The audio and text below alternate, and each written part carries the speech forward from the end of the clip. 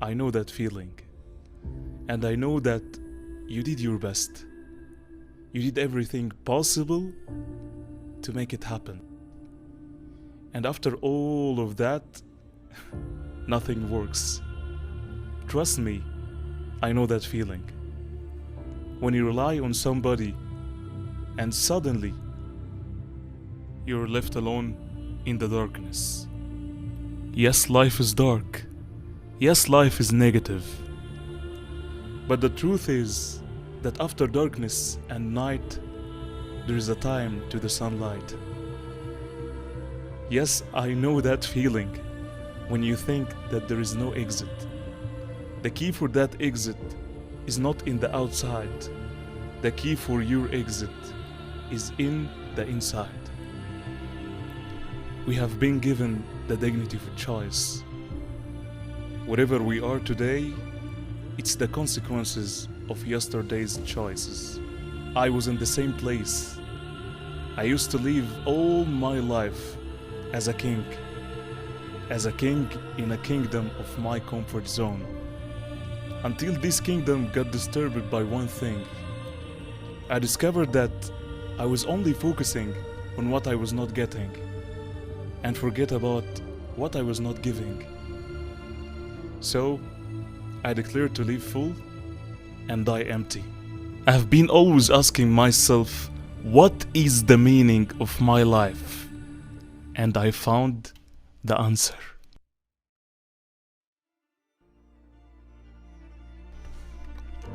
To make a positive difference in the souls around me by liberating their inner chained greatness to be exposed to the sunlight and transform the planet. And today, I founded Unleash to live my purpose. I interview global CEOs, entrepreneurs, and coaches all over the world to unleash their stories and experience to the whole world.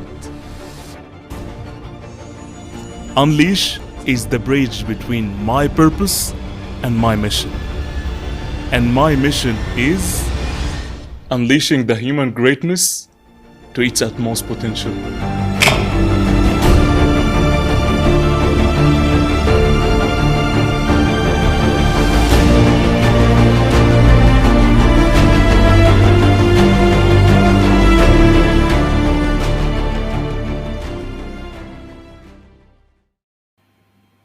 Hey, hey, hey, good morning, good afternoon, and good evening to all those beautiful people who are listening and watching us right now. Welcome to Unleash with Ahmed Khaled, episode number 23. And as usual, may I ask you to let us know where are you from in the comments so I can send you some greetings for your country. In case if it's the first time for you to tune in Unleash, my name is Ahmed Khaled and I interview CEOs, entrepreneurs, and coaches all over the world just to inspire you by their stories and inspire others to move to their way of greatness.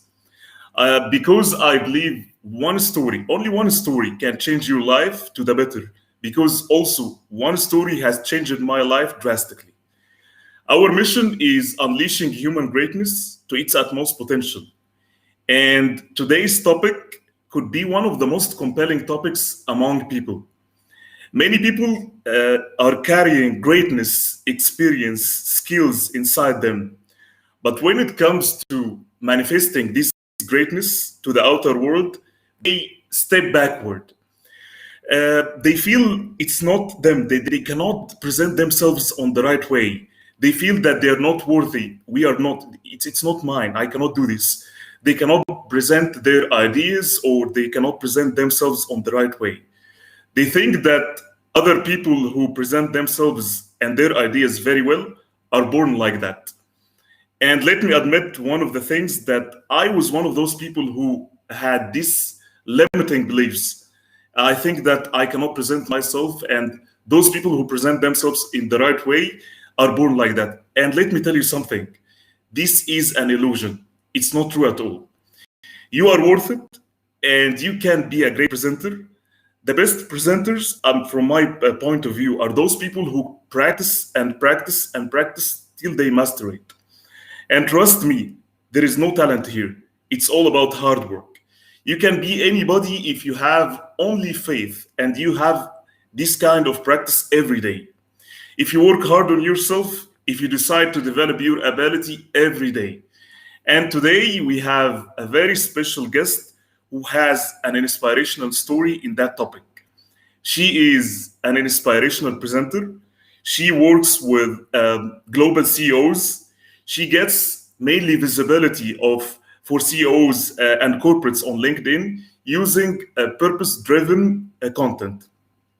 She built an empire of networking and influence on LinkedIn. She has almost over 100K following on LinkedIn, and she interviewed the best minds in the world, people like Elena Cardone and Grant Cardone. She runs a purpose-driven business that helps subject matter experts on positioning themselves by building a real authority in their industries. She is the founder and CEO of Tima Media and Consulting in Australia. So may I ask you please to welcome with me Tima El-Haj. But before just we go to Tima, let's give her some applause.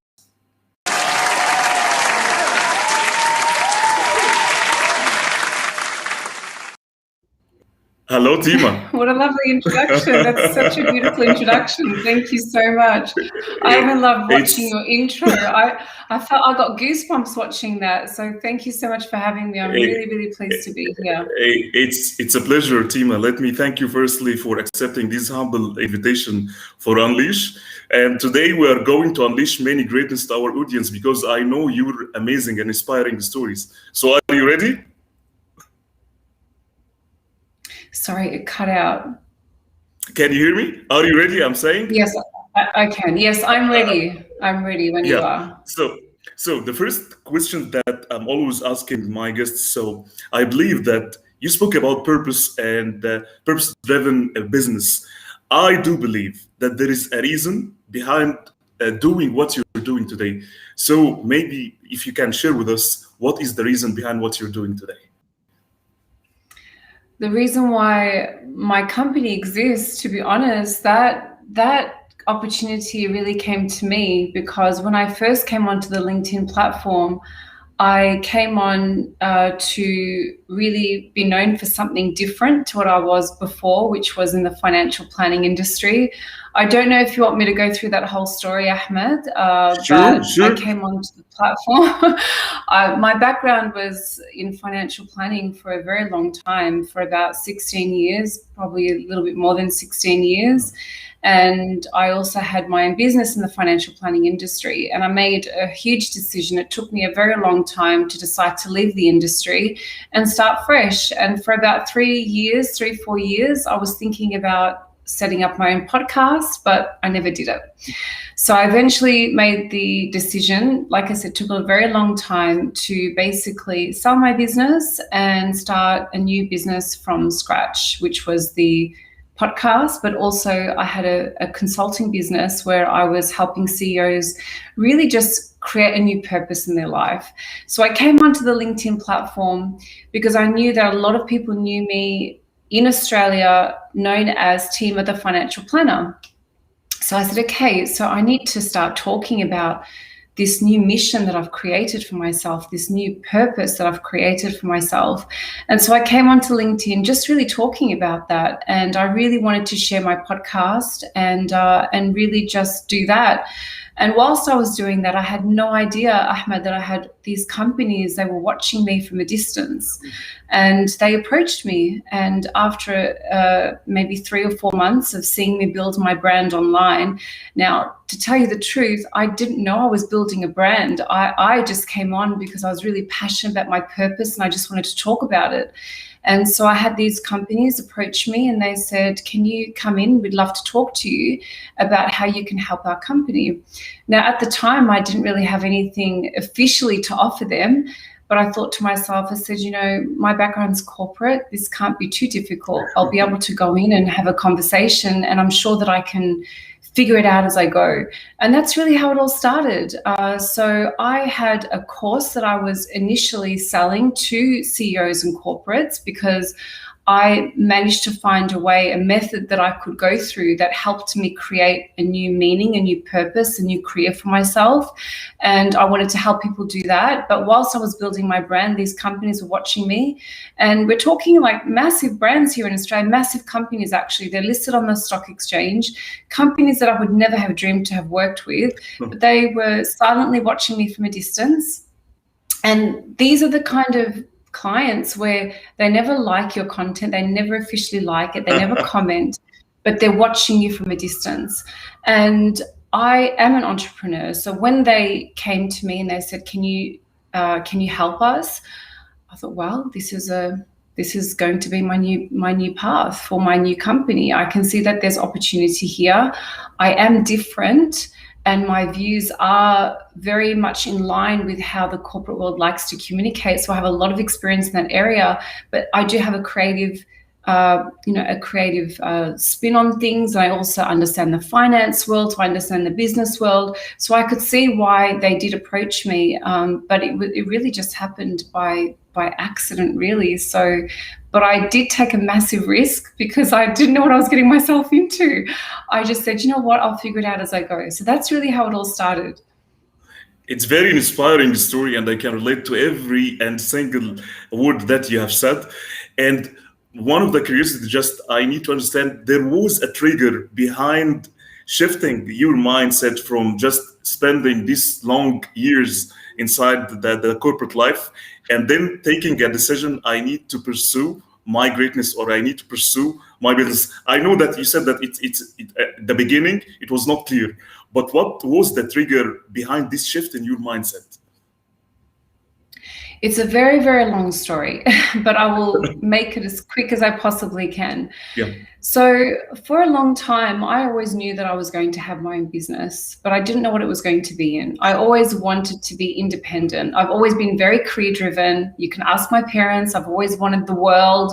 I've always been very, very focused on, building wealth and all of these sort of things.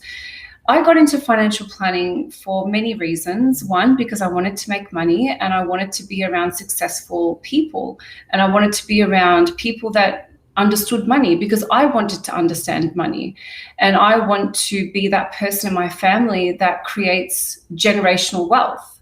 So I made the decision to get into financial planning for those reasons, but I was a lot younger. I was, very, very young when I made that decision. I didn't think of, is this my purpose? Am I passionate about this? All I wanted was, I want to be smart. I want to be around successful people. I want to know how money works, and this is the field that I'm going down. Now, over the years, I did well.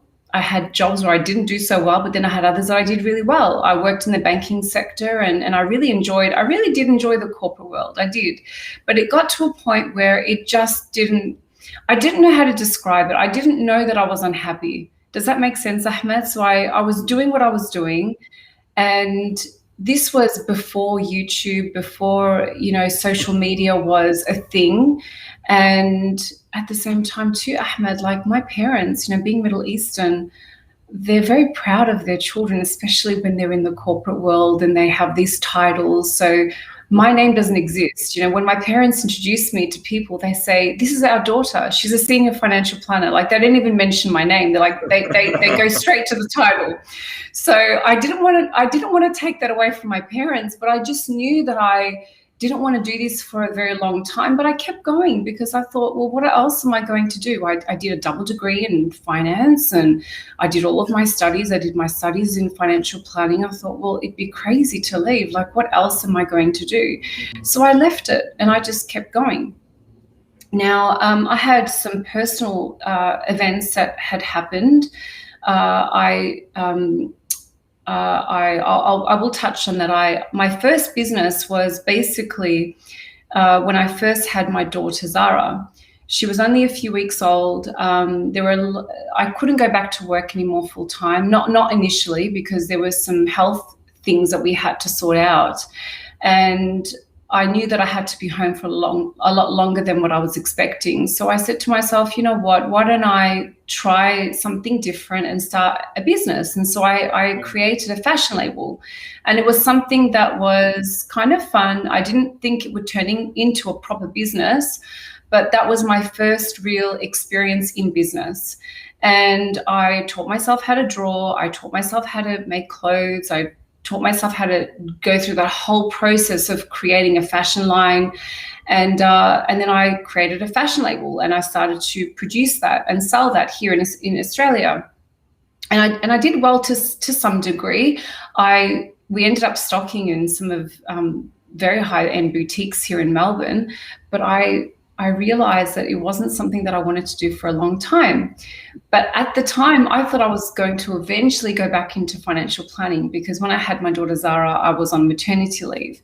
So I decided that after a while, this was about 2 or 3 years into this, I thought, well, you know what, I don't think I'll ever go back to full-time financial planning. I just don't think it'll ever happen anymore. But whilst I was doing this fashion label, I was still doing financial planning for my previous clients and some other banks that I was working at. They approached me and they said, Tim, we really miss you. Can you still look after us? So that's really where the financial planning eventually came back into it. And then I set up my own practice with some friends of mine. And then once I did that, I realized that it just didn't fill me. It just didn't give me this joy that I once felt. And plus I had really changed as a person. And at the same time, I had a number of miscarriages. And with those miscarriages, I went into a very dark place, because that we had so many losses, unfortunately, and it made me really think about what I wanted in my life. And that's where I really reassessed everything, because I said to myself, okay, these things are happening for a reason. I need to look at this seriously and really understand what is going on with my body, what is going on with my life, why am I feeling like this, why do I feel so disconnected, why do I feel so unhappy? And that's where this whole process of, there must be something here for me in this world. Like, I cannot just be here by accident. I'm here for a reason. What is that reason? And so I went through this whole looking for my purpose. And I was really, to be honest, I was looking for my purpose for most of my life.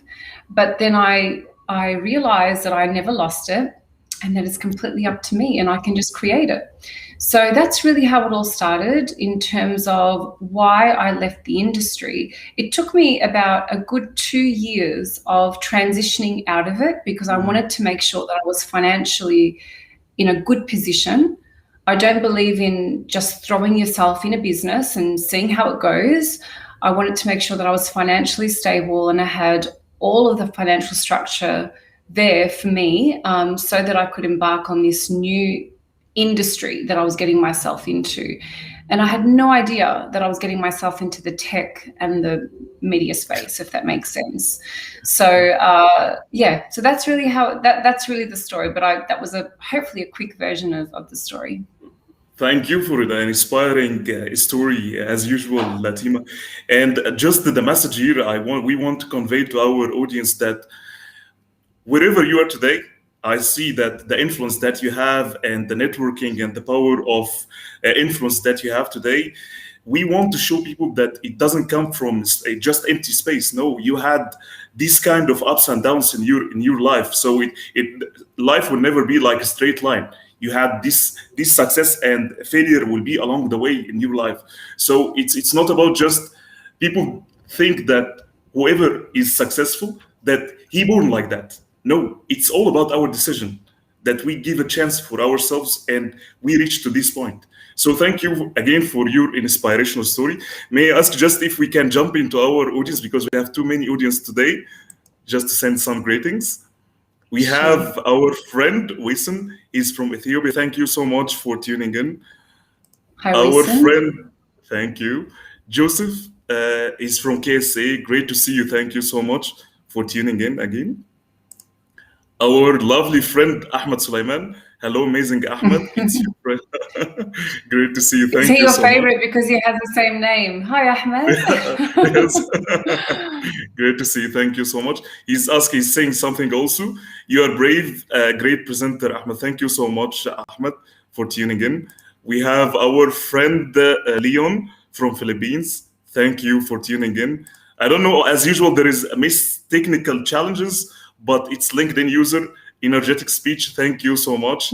He's speaking about your speech. Thank you for tuning in. LinkedIn user. So we have our friend again, Joseph. If we care how other people think, then we will be their prisoners. Exactly.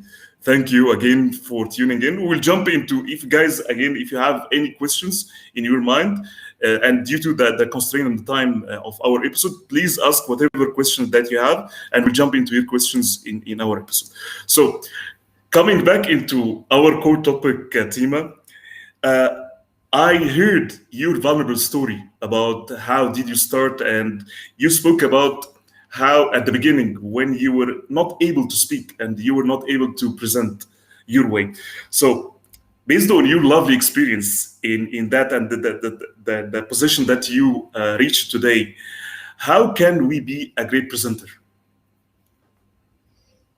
How can we be a great presenter? Okay, so, well, I can share my process. So I honestly believe the best starting point is to talk about things that you just love talking about. I think if we overcomplicate things, it doesn't matter what industry you want to be known for or what thing you want to be known for. When I started recording videos, just to let people know, I'm still very camera shy. A lot of people don't guess it, but I am. I was that person when someone was about to take a picture, I'll suddenly turn my head or I'll pretend that something was in the way so I'm not in the picture because the camera kind of scares me sometimes. But when you talk about something that you love, it comes very naturally. And the starting point for me was, it wasn't about I want to be a great presenter. I just wanted to communicate in a way that connected with people. And I knew that that was something that I wanted to get better at. I knew that I had the ability to do it in the real world, but I wasn't really sure how I was going to do it online. So, and I knew that when people listened, it's because I talked about something that I really, really love talking about. So I really believe that that's a really, really good starting point for anyone. So if we're all going to think, well, I want to be the best presenter, already you've put so much pressure on yourself. Make it easy. Talk about things that you love talking about. The things that people say to you, hey, Ahmed, can you stop talking about this? Because seriously, you're giving me a headache and you've been talking about this for so long and I don't want to hear it anymore. It's those topics that you need to talk about, and make it really, really simple for yourself. So if you are planning on creating content, let's say, for example, just do a 1-minute video, 30 seconds. It doesn't have to be over the top. Talk about something you love and just share it. And when you talk about something from your love, it comes from a place where people actually feel that energy, and you don't really have to try very hard to convince anyone. So I really think that's a really good starting point. And I mean, there's so many things to cover, but I'm assuming that these are people that really want to get into presenting, and are probably thinking, which course should I apply for and what do I need to do? Don't overcomplicate it. Just talk about things you love and share it with the world, and just practice and do at least one video a day for at least 10 days and see how you go. Yeah, it's I can relate to every single word that you say. That sometimes if we want to be ourselves, I think it's all about practice, because it will never be perfect. I will never be perfect from the first time. So we have to position or put ourselves outside there and give ourselves a chance, because people will think that I need to be perfect from the first time. And I love what you said, because it's all about the process. It's you put yourself in the process with like what you said. It's 30 seconds. I put myself in front of the camera and I speak. And the best friend that you can have in your life is the camera, because it will never lie and it will show you yourselves. Sometimes I had the same story like what you had before. When I started in front of the camera, I didn't see myself at the beginning at all, and I start to see myself in how I look like, how I speak, what's my tonality, body language, and I start to work on these things time by time, and it works. It's all about the practice and skill. And it's all practice, yeah. Yeah, it's also all about practice and skill. So one thing that I have it into my mind, Tima, it's I see that you started your podcast at the beginning, and I see that you were interviewing the best minds in the world and connecting with them. One of the things that I literally, and I think most people also, they have it, how to be an effective listener, because I think that when you are in a presentation or just interviewing some people in some presentation, how can we work and be better effective listener? Because I think it's very essential skill. I know what I mean here by effective listening. I can listen, but my mind is processing something else. Or I can listen, you ask me like five things and I catch one thing and process this one thing and I drop the other four. How can we train our mind to be an effective listeners? It's a really good question. I still feel like I'm still learning how to do that as I go. I think there are different ways that we can do it depending on the situation that we're in. Like, for example, we're doing this through a screen. So for me, I'm looking at the camera. I'm not looking into your eyes. I mean, I can. I'm looking at you now, but my eyes aren't center into the camera. So looking into that little green dot, I'm trying to imagine your face there and looking into your eyes. In the real world, it would be so much easier for me because then I can look directly at you and I will not be distracted by anything else around me. I genuinely want you to feel as though that you are the only person that I'm listening to. And that's one thing that I try and do when I am with people in the real world, and just really look directly at them and actually just really be quiet. Because it's very, very easy to think of what we want to say and think of like a follow-up question or a response or whatever it is that that person is saying. I think that's a skill where you have to try and silence that out, because what you're then doing is that you're then focusing on the thing that you want to say, because you can't wait to say it. You're like either excited or you're really impatient, but it's not about what you want to say, it's about the other person. And I think energy really plays a huge part of it. You know, we can feel energy, we can even feel it through a screen. So if you are with someone, just really just give them that feeling that they are very important and that whatever it is that they're sharing with you really, really matters. I can tell you, for example, and I honestly don't mean to name drop here, but this is actually a really good example. You know, Gary Vaynerchuk, a lot of people say that when they speak to him, that they feel like he is that they're the only person with him. And I can 100% attest to that.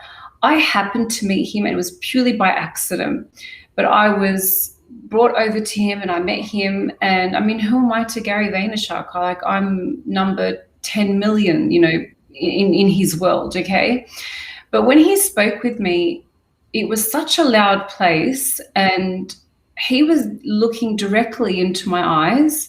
It was literally a maybe 5-minute conversation, and I genuinely could not hear anything around me anymore, because I actually felt like he actually really cares about what I'm saying. And he listened, because I said something to him which was quite subtle. He picked up on that.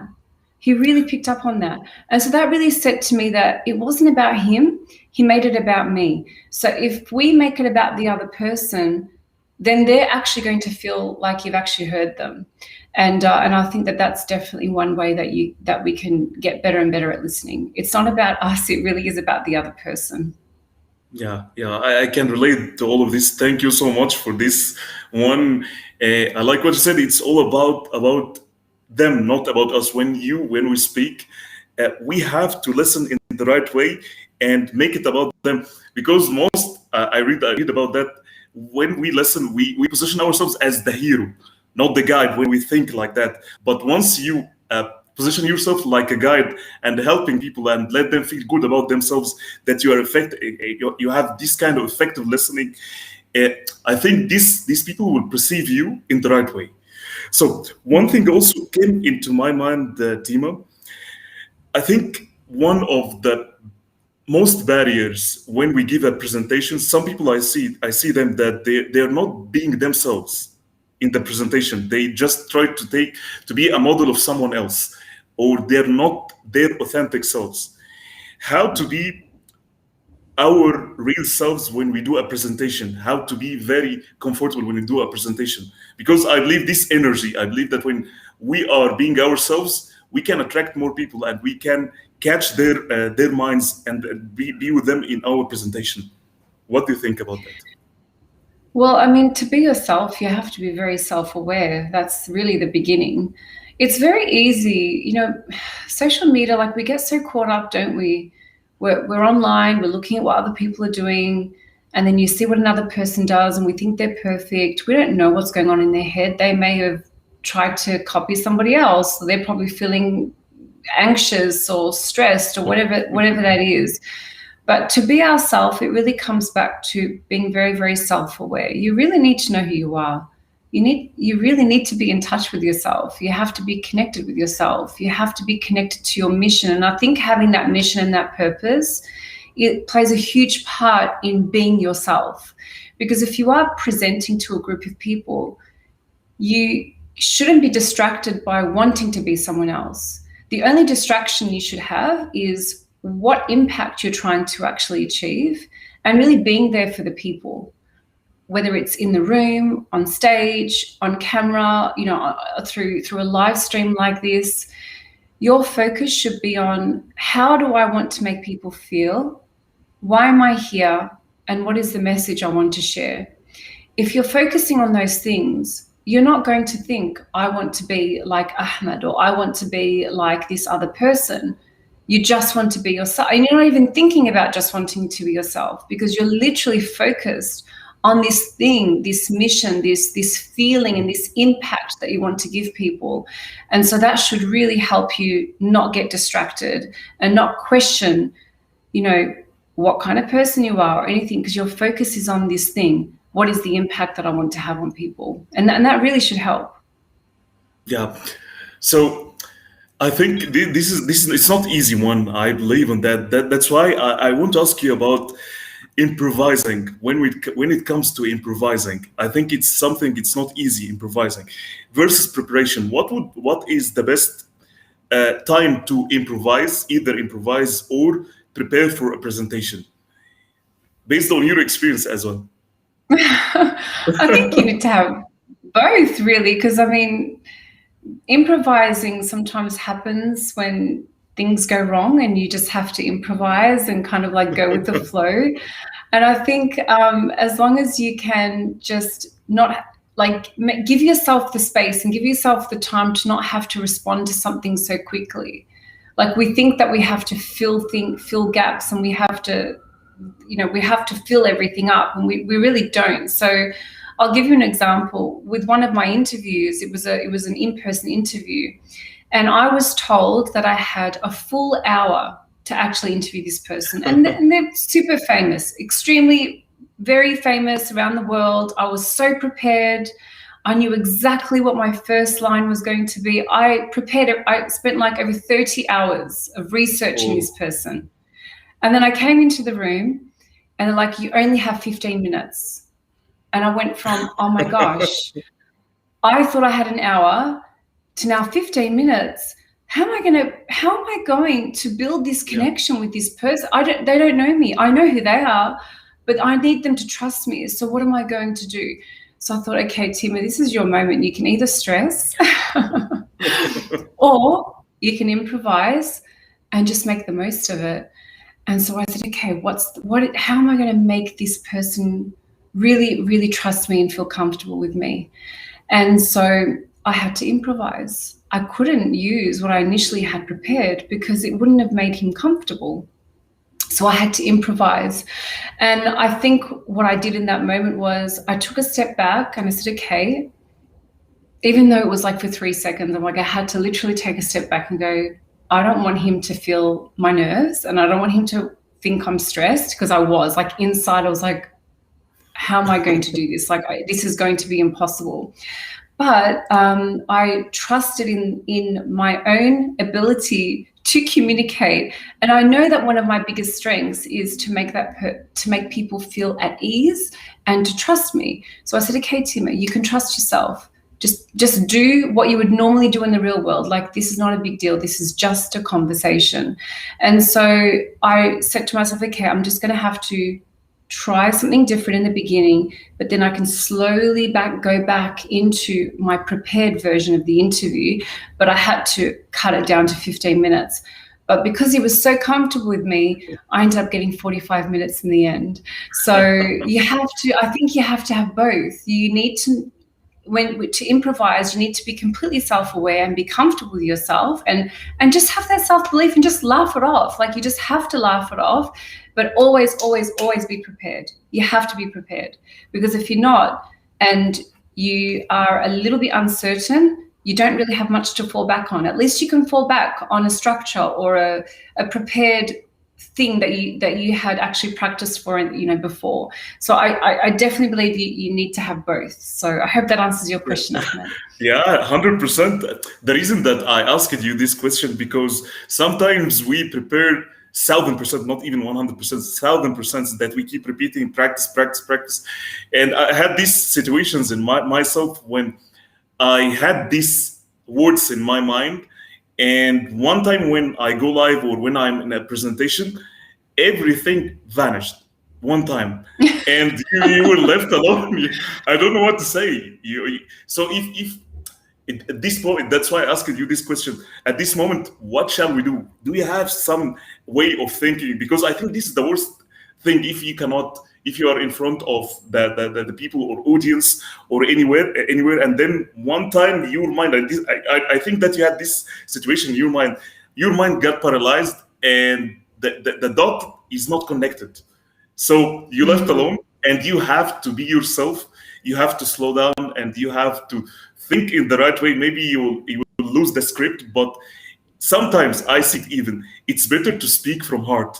Sometimes even the words that we speak from heart, it's better than what we were preparing. Yeah, absolutely. Or you can even just ask the audience a question, not even related to what you're doing. Like, think of some icebreaker questions.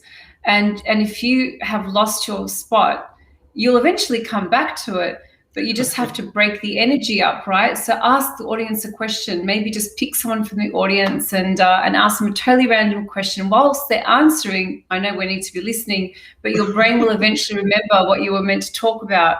But yeah, you just have to trust yourself and laugh it off. Like, it happens to all of us, like all of us. I mean, the other day, who was it?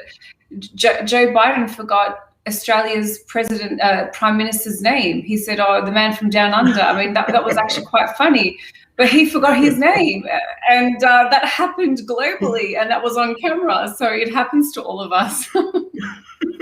Yeah, I can relate. That's why I like what you said. It's about the technique. When you give yourself a chance, ask questions, ice-breaking questions, so people, they can interact. And at the same time, you're processing, your mind start process whatever you lost before, which is something I love this technique.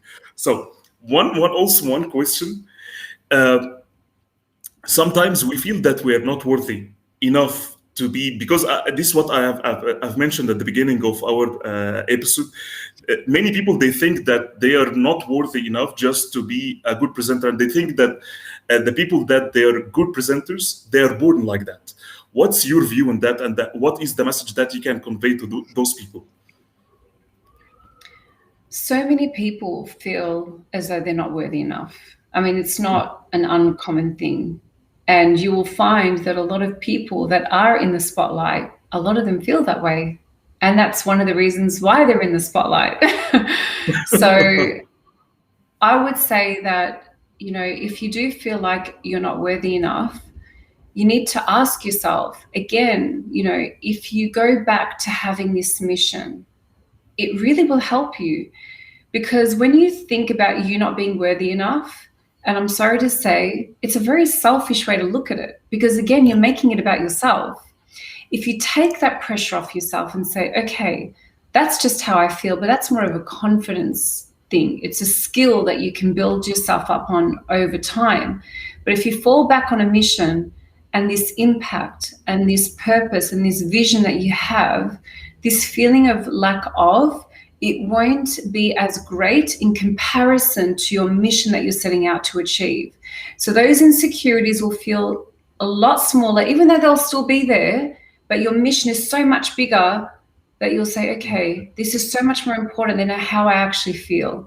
And then over time, you will build that evidence that you need to build your confidence. And that just comes with time. And what you're doing over that time is you're building that skill. And then eventually that feeling of lack of will dwindle and it won't be as strong. Now, remember, whatever it is that you're setting out to achieve, it's not about how it makes you feel, it's what it's doing for the other person. How is it going to impact them? And think of it as a gift that you're giving to them. You are literally giving them a gift. And if you're not giving them that gift, you're depriving them of that. And so think of it that way as well. I mean, there's a couple of things that people can do with that there. Yeah, I think the only thing that we can relate it to ourselves just to inspire people when we are vulnerable, when we share our stories about ourselves, that we were in some adversity in life and how we overcome that, just to inspire people to move to their way of greatness. Because again, I like what you said, many people, they think just, I don't want to say this, but they're selfish enough just to share about everything about themselves. And who cares? This at the end of the day, who cares about that? So whenever you have a presentation, what is the feeling that you leave it with people, and how you let them feel about themselves, and what you will give them? So understanding all of this will inspire more people, and you will be more effective in your presentation. So one question, and I think this, I don't want to make it relatable to myself, but I'm so curious about your podcast. Speaking about your real podcast at the beginning, how did you start, and what was the trigger for doing this podcast, and how did you start it? Well, I was thinking about my podcast for honestly about 4 years, something like that. It was probably closer to 5 years. So I was listening to podcasts before it was even a thing, before many people knew what a podcast was. And I thought it was so difficult to do it. I'm like, this is so technical. I don't understand how to have a podcast. But it also was, well, who am I? Like, who really cares what I think? And then I thought, well, how would I reach out to these people like that have influence and that have a name and a reputation? Like, who am I? Like, they're not going to say yes to me. And so I, like many people, that I don't have enough self-worth, and I was, talked myself out of it. But I kept thinking about it and thinking about it and thinking about it. And so when I went through that process of that darkness that I mentioned earlier, and when I was looking at creating a new purpose for myself, for a number of years, I kept thinking of these words: communication, education, impact, and inspiration. And these were the key words that I kept thinking of. I'm like, what do these mean? What do these mean? I don't understand. Why do I keep thinking of these words? And so when I was forming my new purpose, I said, okay, I need to think of how to incorporate these words that I keep thinking of. And this is where I said, okay, those 4 words are in relation to really setting up a podcast: the communication, education, inspiration, and impact. And they're all related to my mission. And the one way for me to share that was through a podcast. So that was really one of the reasons why I wanted to do the podcast, was because it meant so much to me in terms of my mission and the things that I wanted to help people with. It wasn't about being the next famous podcaster, because honestly, in my head, I was like, this could go nowhere. The first thing I did was I tried to come up with different names for my podcast. I then bought a microphone, and Ahmed, like, honestly, I don't know anything about technology. I bought, one of the best microphones that you can buy, that you plug into your laptop. And I thought that's all I needed. I'm like, okay, I'm a podcaster. I bought my microphone. I know the name of my podcast. And then I remember sitting there with my laptop and my microphone, and I thought, how do I record? What do I record on? Oh my gosh, I need to, what do they call it? Editing. I don't know how to edit a podcast. And I didn't want to spend all this money on companies to do it for me. I thought, okay, and how does it go on? How do they share this podcast? Like, how do they do it? And I didn't know any of that. I just bought my microphone and I thought, I'm it. I'm a podcaster. I laugh at myself when I think about it. But that's sometimes it's good when you throw yourself into a situation, you don't think of it too much. So then I said, okay, I need to teach myself how to do this. And YouTube was my best friend. It still is my best friend. I taught myself how to edit podcasts. I taught myself how to edit videos. All those sort of things. So that's how it all started. And I started off with interviewing people that I knew in my network. And then I just started to take risks. I thought if people say no, they say no.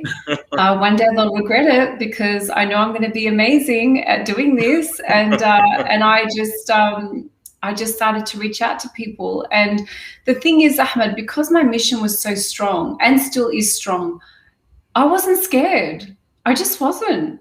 I just put myself out there, and I literally just trained myself how to do everything, and I just kept pushing myself. And like I said, I'm very like, yes, I can speak in front of people and be in front of a group of people and record videos and all of that. But at the time, I was terrified of even hearing my own voice because I was told that my voice was not nice to listen to. I was told that my voice was really quite boring and that I wasn't going to be successful. And that was in the back of my mind. I thought, well, you know, what if my voice is boring? What if people don't like my voice? And you know what it's like, Ahmed, when you first hear yourself 100%. for the first like 10 or 20 videos, you're like, oh, is that how I sound? Like, is that my voice? Is that how I speak? Is that my accent? And I'm like, I don't like it, but you have to like get over it and just get over your own insecurities. So that's how it all started, Ahmed.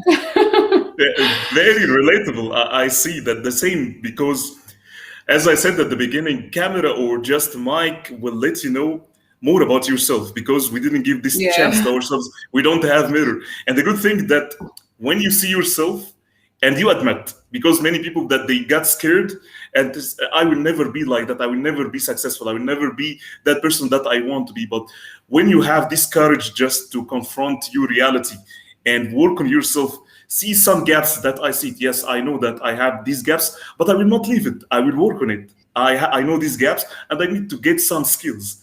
And skills, when you put yourself in some rituals or some habits that you're doing it, even just small progress every day, you will see a real progress. Exactly. And I think I'm saying this because I was in the same place. I was in the same place when I started at the beginning. I swear that when I see myself in the camera, just authentic, I couldn't speak.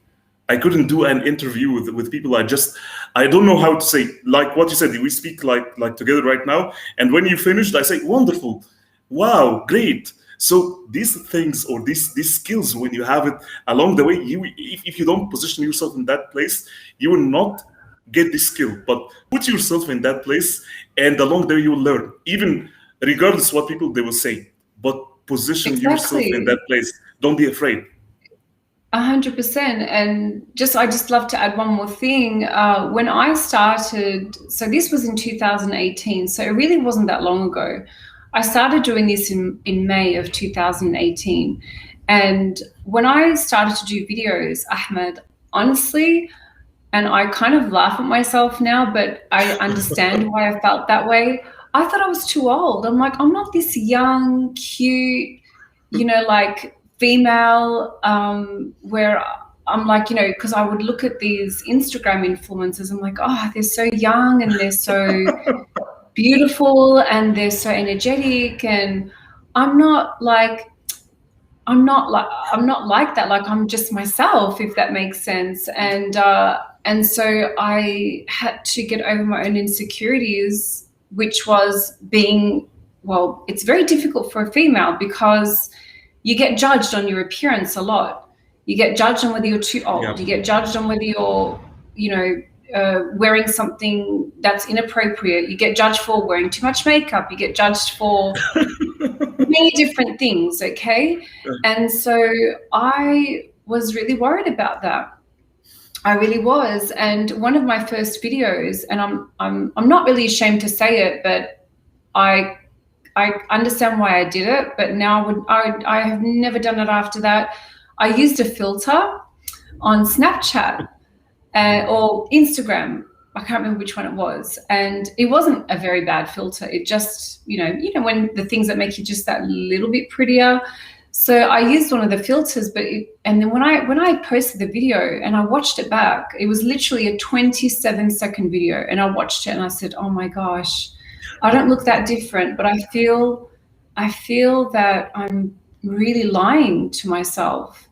And do I really want to go down this path that I'm going to always use a filter, or that I'm always going to really worry about how I look? And I said, I'm never going to do that again. I'm never, ever, ever going to do that again. And I haven't, because it's so much pressure on yourself, And I'm sure that a lot of women would really, feel this, because unfortunately, that's just the reality of the world. This is just one of the truths, is that women are very, very much judged on their appearance before anything else. So that was a real fear of mine in the beginning. But then I just said to myself, you know what, Tima, it doesn't matter whether people think you're pretty, whether they think you're intelligent. It's all about the impact that you're making on people's lives. And having a daughter, I wanted to also show her, in a way, without telling her, that you can literally do whatever you want to do, as long as you have the right intentions and you do it in a respectful way, and that you're really trying to make a difference in people's lives. So that was a real fear of mine in the beginning. And I really wanted to share that, because a lot of people don't really talk about it. I'm not 25. I was starting again from a much later age. I was in my my late 30s, starting all over again. So that's not an easy thing to do for a female, but you just have to get over it and just push through. Yeah, people will always judge, and you cannot stop them. People will always have their opinions. That's right. But the most important thing, it's that determine your destiny or your life. It's not their opinions, it's your opinion about yourself. And this is what I keep saying this, because I saw this from the beginning, how people that they can oppose you at the beginning, because they judge your destiny based on the person that you are today. They don't see the vision. Like what you said, it's about your mission. Because your mission, if it's your mission, it's very compelling. It will pull you in the future. Just it will not push you. That's true. It will pull you. Yeah. That's very true. But people will still judge you, Ahmed. I still have people judging me. And yeah, we say that we know we don't care. But the truth is, there are days where we do care, and there are days where we don't. Now, I get direct messages from people that will be quite cruel to me about how I look and how I speak or how I dress. And I just want to be very clear, is that, yeah, of course we say we don't really care. But the days where it does hurt you and upset you, just remind yourself that whatever it is that you're doing takes so much courage. And the people that are judging you, I promise you, if you were to go back to their profiles, there's not even a post. There's not even a video. There's nothing. They have not produced anything. And just remind yourself, it is their opinion. And why is it upsetting you so much? Is there truth to what they're saying? Because sometimes there might be truth. Let's say they're picking on a certain term that you use, whatever it is. Like, why does it upset you so much? Or is it purely because it's superficial and then you can just kind of like move on from that? But we can't pretend and say it doesn't affect us, because there are days where it does, or there are moments where it does. And you just have to remind yourself that this is one person out of 1,000 people that love what you do. And it's unfortunate. It's just our human condition. It's just how our brain works. We focus on the negative versus the positive. Yeah. And just remind yourself that you are there for bigger things, and the people that are judging you will never, ever have the courage to do what you're doing.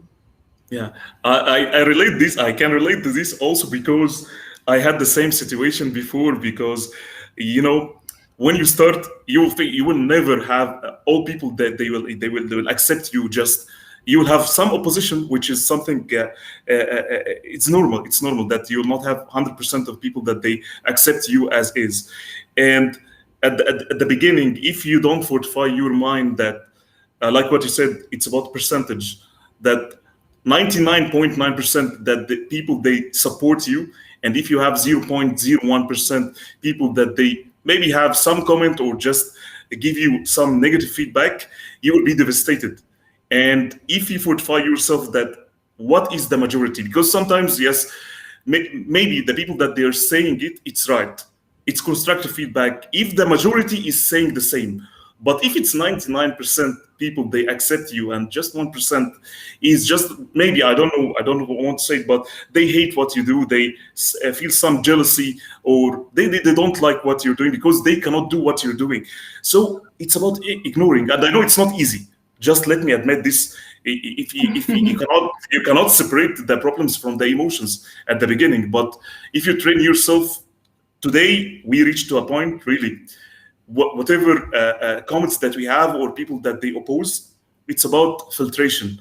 I know, because at the end of the day, our mission, our vision, we are serving that's why I'm just telling, reconfirming on what you're saying to our audience. When you start, you will not have most people they support you, but you have to be compelled to your mission and your vision. One last question: what is the last message that you want to leave to our audience? A very positive message about their life. What is the best advice that you can give it to them? Something Best inspirational. message, something inspirational. Yeah. Well, I want to go by where the world is at right now. We're in a very interesting place. I know that each country is in a different situation, but we're all kind of feeling a lot of different things right now. There's a lot of uncertainty, and there's a lot of, weird things that are going on. And I just want to remind people that everything is temporary. Nothing lasts forever. Not sadness and not happiness, and everything that we are going through right now is really just teaching us more about ourselves and to be kind to one another. I think this world needs so much kindness. We need to be kind to each other. We need to tell people how we feel. If you really care for someone, tell them. Don't assume that they know. And if there's a message you want to send someone, send it to them. And I understand, yes, we all want to be successful, and we all want to be business driven, and maybe, build a brand online or whatever it is. But it comes back to, honestly, like just being connected and being kind and loving people around you. And we really need a lot more of that right now. This world is craving for kindness and love, because we're in a very interesting place at the moment. So that's my message. Thank you so much, Tima. The last question, not the last question, the last question for you. What would be, if someone just need to connect with you or just asking about your amazing service, what would be the best channel to connect with you? Well, of course, LinkedIn. Just let me know that you've come from Ahmed's show, and I'd love to connect with you. But I'm also on Instagram as well. I'm pretty active there as well. It's just my name with an underscore in the front. But you can also subscribe to my podcast called Deconstructing Success, and it's on all platforms. But that's where you can find me. Thank you. Can I ask you just to, after this episode, if you can put the link for the podcast on in this comment, just Sure. they can No reach it, problem. and if you can just give us like a brief about the how you can help people, how you provide this kind of help. With my services. So basically, Yes. we're not a lead generation agency. I just want to make that very clear. It is all about how we can help you connect with your audience on an emotional intelligence level. And we absolutely help you create content that is going to really not only just get you engagement, but really get people that genuinely are connected to whatever it is that you're doing. So what we do is very, very different, and it really is all about connection with humans. Of course, it's about visibility and presence and all of that, but my process is really quite unique, and I'd love to really help these CEOs and founders that, again, it's all about impact. If you really believe in what you're doing, and you want to keep making an impact, but you're already doing it in the real world, but you want it to be online, I'd love to have a discussion with you. So thanks, Ahmed. Thank you so much, Tima, for your time. And again, thank you for the valuable insights and the valuable knowledge that you shared with us today. And hopefully that we can have another episode in another topic very, very soon. Again, thank you. And Thank you. let's have another one. Thank you. And also, I would like to Thank thank our audience. And let's meet again. Thank you so much, Tima.